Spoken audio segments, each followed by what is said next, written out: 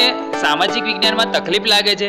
શું તમને એવું લાગી રહ્યું છે કે સામાજિક વિજ્ઞાનનો આટલો મોટો જે સિલેબસ છે હું કેવી રીતે પૂરો કરીશ, આટલા બધા પ્રશ્નો હું કેવી રીતે તૈયાર કરીશ? તો માર્ચ 2018 માટે તમારે જો આઈએમપી પ્રશ્નો જોઈતા હોય તો આ વિડીયોને અંત સુધી જોતા રહો, બરાબર?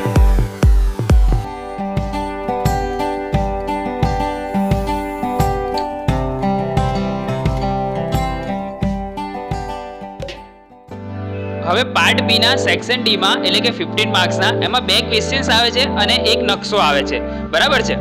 તો એની અંદર પ્રકરણ 5 નો એક 5 ગુણનો પ્રશ્ન પૂછાય છે.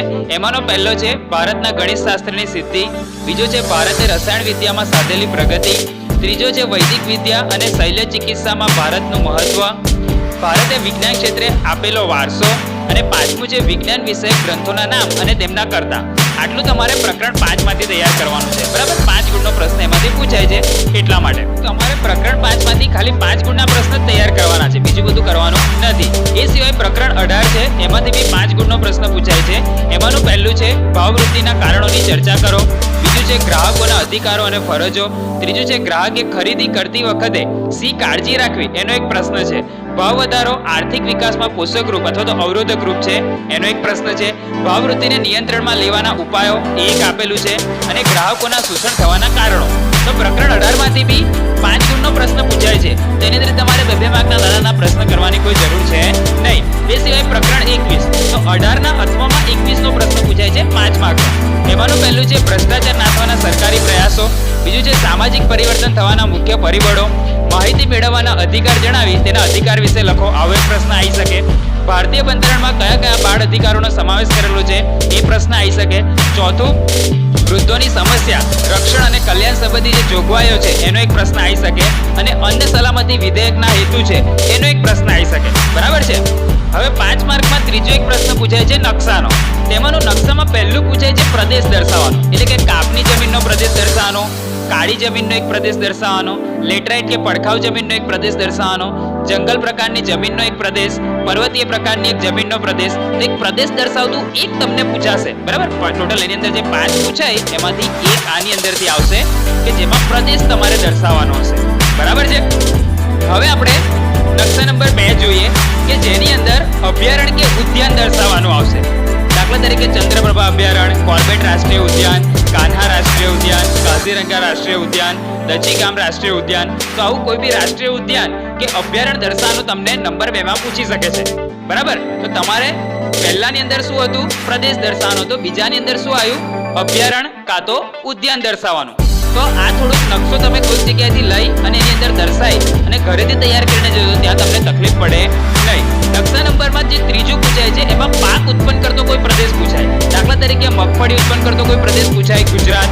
તમાકુ ઉત્પન્ન કરતો પ્રદેશ, આંધ્રપ્રદેશ. કપાસનું ઉત્પાદન કરતો પ્રદેશ, મહારાષ્ટ્ર. કોફીનું ઉત્પાદન કરતો પ્રદેશ, કર્ણાટક. ચા ઉત્પન્ન કરતો પ્રદેશ, અસમ.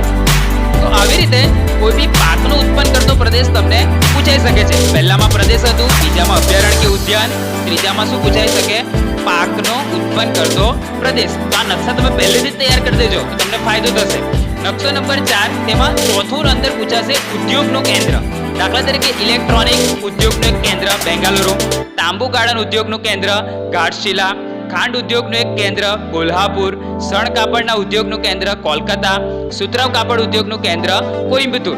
તો તમને આ રીતનું કોઈ બી એક ઉદ્યોગ દર્શાવવાનું કેન્દ્ર પૂછાઈ શકે. અહીંયા મેં મહત્તમ પૂછવાની શક્યતાવાળા 5 આપેલા છે, બરાબર છે? તમારે એ આધાર પર તમે જો તૈયાર કરીને જશો તો નકશામાં તમારા પૂરેપૂરા ગુણ આવી જશે.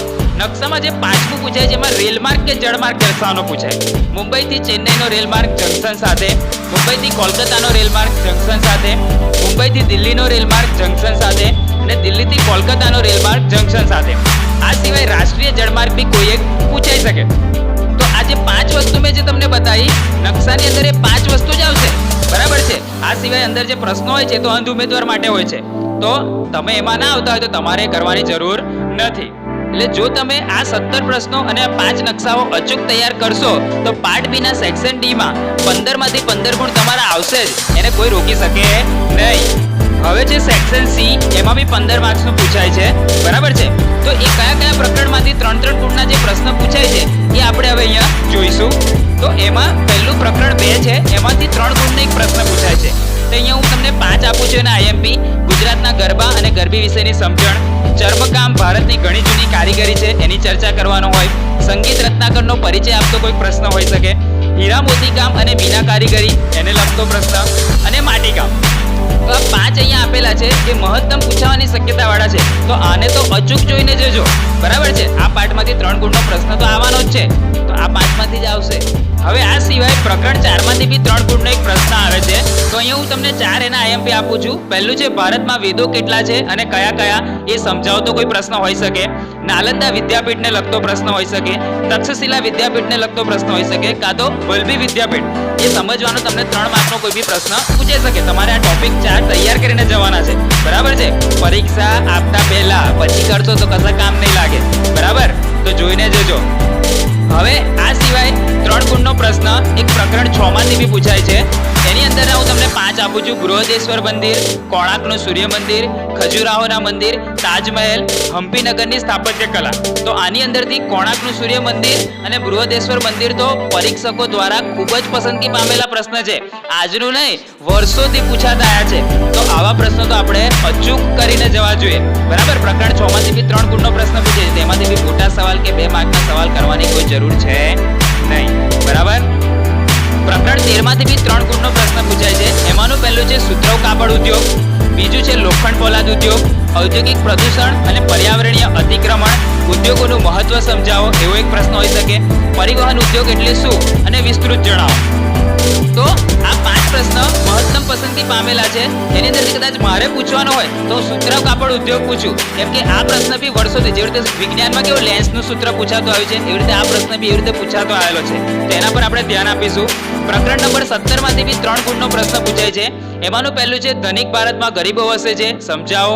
ગરીબી એટલે શું? ગરીબી રેખા હેઠળ જીવતા લોકોના લક્ષણો જણાવો. ગરીબી ઉદ્ભવવાના કારણો. બેરોજગારી એટલે શું? બેરોજગારીના મુખ્ય સ્વરૂપ જણાવો. સામાજિક સલામતી અને અન્ન સુરક્ષાના સરકારના કાર્યક્રમો જણાવો. તો આ પ્રશ્ન બી આની અંદરથી આવવાની મહત્તમ શક્યતા વાળા છે, બરાબર.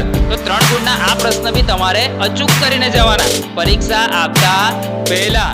હવે પ્રકરણ 19 માંથી બી 3 ગુણનો પ્રશ્ન પૂછાય છે. એમાંનું પહેલું છે ભારત સરકારની મહિલા કલ્યાણકારી યોજનાઓ, બીજું છે માનવ વિકાસને માનવ જીવનની કઈ કઈ બાબતો સાથે સંબંધ છે એનો એક પ્રશ્ન પૂછાઈ શકે, ત્રીજું છે ગુજરાત સરકારે મહિલા સમાનતા માટે કઈ કઈ યોજના મૂકી છે એનો એક પ્રશ્ન પૂછાઈ શકે, માનવ વિકાસનો અર્થ જણાવી માનવ વિકાસ એટલે શું તે સમજાવવાનો એક પ્રશ્ન પૂછાઈ શકે, અને પાંચમું છે ભારતમાં મહિલાઓ સાથે કેવા ભેદભાવ થાય છે એનો એક પ્રશ્ન પૂછાઈ શકે. તો 19 માંથી બી તમારે 3 ગુણના પ્રશ્ન જ કરવાના છે. હવે તમે જો આ 29 પ્રશ્નો તૈયાર કરશો, શેની માટે? સેક્શન સી માટે. મેં અહીંયા 29 આપે છે ને, તો તમારા સેક્શન સી માં 15 માંથી 15 ગુણ આવતા કોઈ રોકી શકે નહીં. હવે યાદ રાખો કે આ પ્રશ્નો માર્ચ 2018 ની બોર્ડની પરીક્ષામાં મહત્તમ પૂછાવાની શક્યતા વાળા છે. તો તમે જ્યારે બી તૈયારી કરો તો આ પ્રશ્ન પર તમારે વધારે ધ્યાન આપવાનું. આ પ્રશ્નો વિષય નિષ્ણાતો તથા બોર્ડના પેપર સેટર દ્વારા મહત્તમ પસંદગી પામેલ છે, એટલા માટે પૂછવાની શક્યતા બી મહત્તમ છે. પરીક્ષાના આગલા દિવસે આ પ્રશ્નોના જવાબો પર નજર અચૂક કરવી. બોર્ડની પરીક્ષામાં પેપર જોઈ તમે ખુશ થશો 100%, એની ગેરંટી મેં આપું છું તમને, બરાબર છે. જો તમારે સામાજિક વિજ્ઞાનના 2 ગુણના પ્રશ્નોનો આઈએમપી નો વિડીયો જોઈતો હોય તે 26 ફેબ્રુઆરીએ બપોરે 12 વાગે આ ચેનલ પર આવશે. પણ એ પહેલા મારે આ વિડીયો પર 500 થી બી વધારે લાઈક જોઈએ. જો 500 થી વધારેનું ટાર્ગેટ જો પૂરું થશે તો એ વિડીયો 12 વાગે આવશે, નહીં તો કેન્સલ, બરાબર છે. તો મહત્તમ આ વિડીયો પર લાઈક કરો, તમારા મિત્રો સુધી એને શેર કરો.